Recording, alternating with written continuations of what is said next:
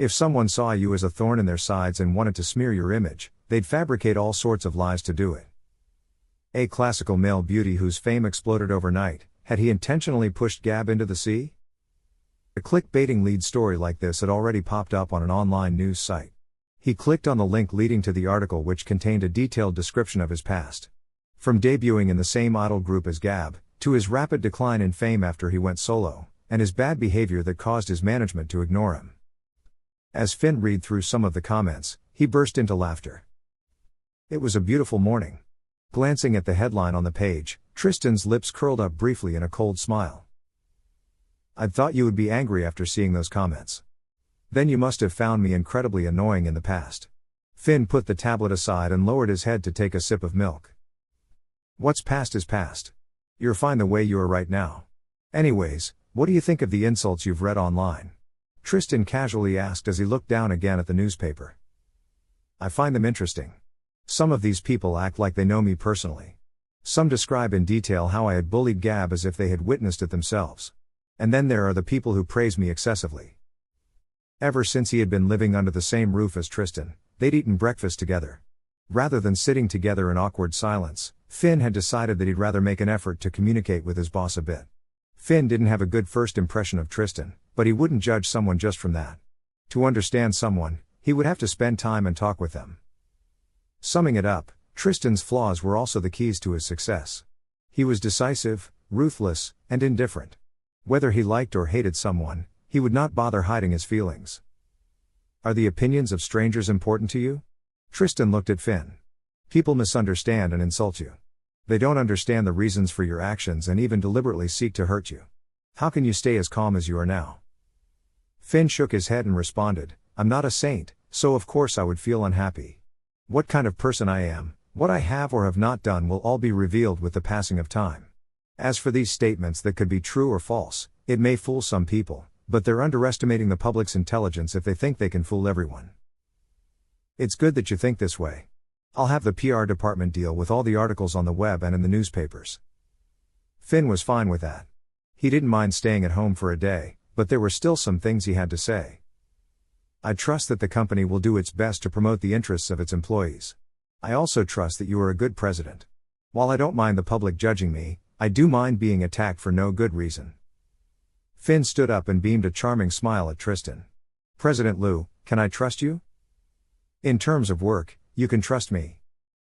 This article was being read avidly by a million eyes across the nation, and Charles was one of them. The article focused on how he had resentfully pushed Gab into the sea while filming. None of the photos in the article were good shots of him. The author had deliberately chosen pictures from Finn's younger, foolish days.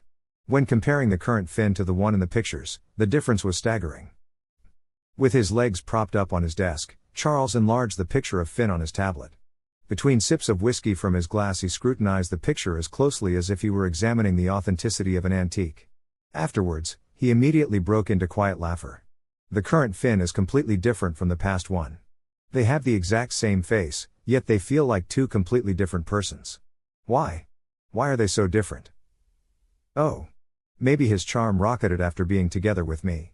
But our deal is already over. Damn it. Say, why is it like this? Charles directed a fierce glare at the black-clad bodyguard standing statue-like nearby. Whenever Charles was in a bad mood, there would always be a human punching bag in his office. When the black-clad punching bag heard his boss yelling at him, he immediately straightened in fright. Boss, this means that you were the one who unearthed Finn's charm. Boss, you're awesome. That's what I was thinking too.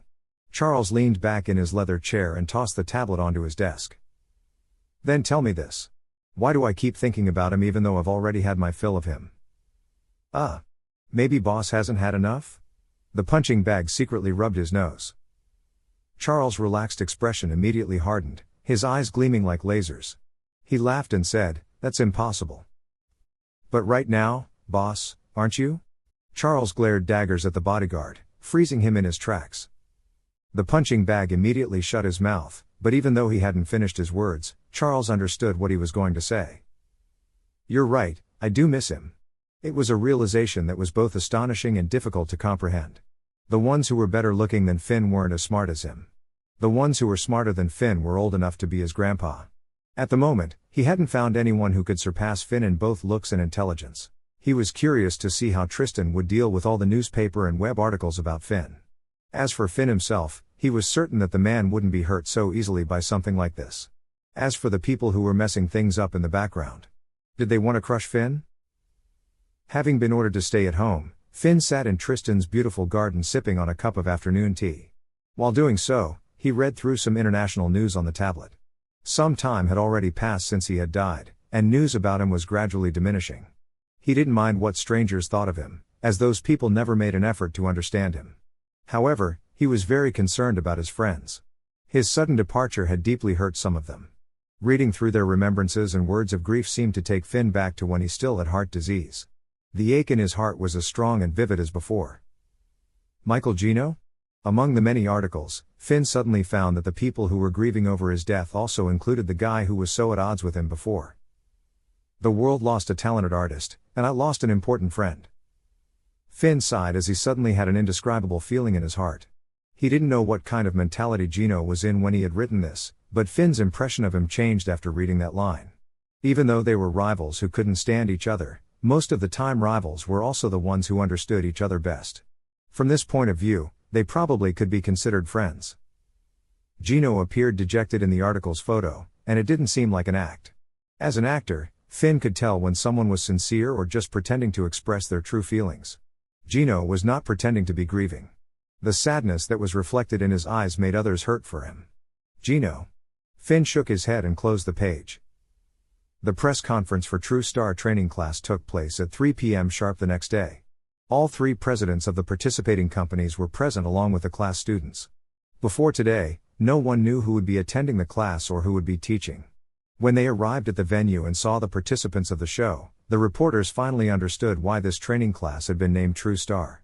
They were also surprised at the incredible cast of coaches the show had managed to gather. The coaches were not present at the conference, but just their names on the backboard were enough to shock the press. Even Finn was surprised upon seeing the names. The coaches the show had gathered for vocal, fitness, dance, etiquette, and acting lessons were all influential members of their respective fields. Finn had heard of some of these people before, but had not had the chance to meet them. Some he had already cooperated with in movies and commercials, while others had been some of the most influential people in his past life. The acting coach Leary was an international actor who had won awards at almost every major film festival. Finn hadn't taken this training class too seriously before, but his attitude completely changed after seeing the names of the coaches. He had the opportunity to see some of the most important people from his past life again. Even though his status and appearance were completely different from before, he couldn't quell the excitement rising in his heart. Tristan, Charles, and Sutton were all in attendance. Gab had also appeared as a special guest. Aside from asking questions about the training class, the reporters didn't forget to ask about the conflict between Finn and Gab. However, Tristan didn't give either of them an opportunity to respond. The information in the articles yesterday was distorted.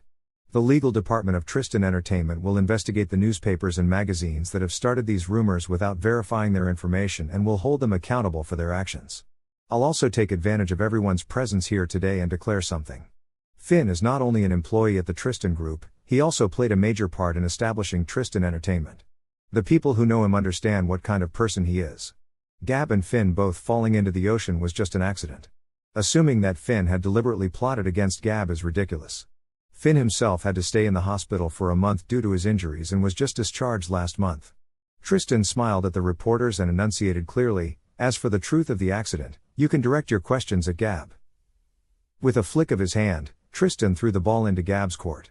Finn was glad that Tristan had spoken up for him and felt an urge to laugh when he saw the man passing the problem to Gab. Unless Gab wanted to destroy his own image, he wouldn't dare point fingers at Finn. Was Gab someone who would willingly sacrifice the image he had built through painstaking effort? If he were, then he would have never hired people to beat up Finn and post lies on websites, nor sent false tips to newspapers. Faced with the media, Gab clarified that everything on Finn in the articles had been falsified. The two of them then gave each other a hug to demonstrate their good relationship. Finn suddenly found the whole matter ironic and hilarious. Scandals came and went. In the future, scandals and slanders would wash over him like a flood. This was only one of the twists and turns a celebrity had to face. The only thing that would protect one from such gossip was the quality of one's work. Finn understood that it was time he found a few movies to act in. True Star training class officially started the second day after the press conference. Besides candidates selected by companies through various competitions based all over the country, the students participating in the class also included people like Finn, who had already been working in the entertainment industry for a while, but still had talents to be unearthed and the potential to go further. Unexpectedly, Finn came across a familiar face at the shooting location. It was Tia, the actress he had worked with in the TV drama. When Tia saw him, she enthusiastically came over to greet him. She asked Finn if the wounds he had sustained on the last day of filming had healed, while cursing at the guy who was pulling the strings in the background. The two of them chatted for a while, but staff members quickly rounded everyone up into a large group. Meanwhile, the staff members announced the rules of the training class. For the duration of the class, all participating trainees were to live in the same dorm. The schedule was something anyone would see in a normal school. After classes were over, one was free to do as one wished, such as filming movies and commercials, or attending another show. When the training class ended, the company head sponsoring the show would hand out awards based on the trainees' performance in class and accomplishments out of class. Only one person would receive the grand prize of True Star. The first day of class consisted of dance lessons.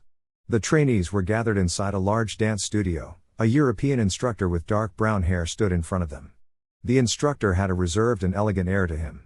The instructor's voice, however, was resolute and serious. Everyone immediately understood that there was no room for laziness in their future dance lessons.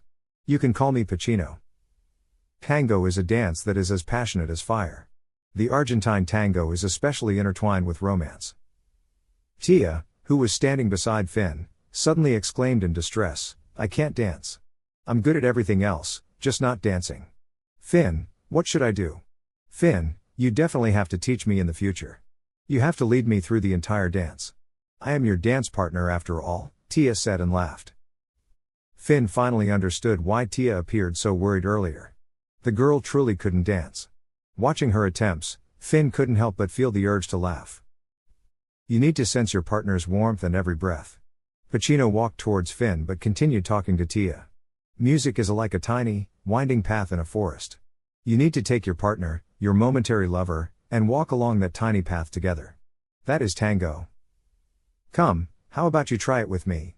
Pacino stopped in front of Finn and reached out a hand with a smile. The music started once again. The beat of the music pulsated quietly through the room. In time with the music, Finn and Pacino's steps fell lightly on the floor. Their dance was conflictive, yet sensual and moving. Unconsciously, people found themselves unable to look away from Finn.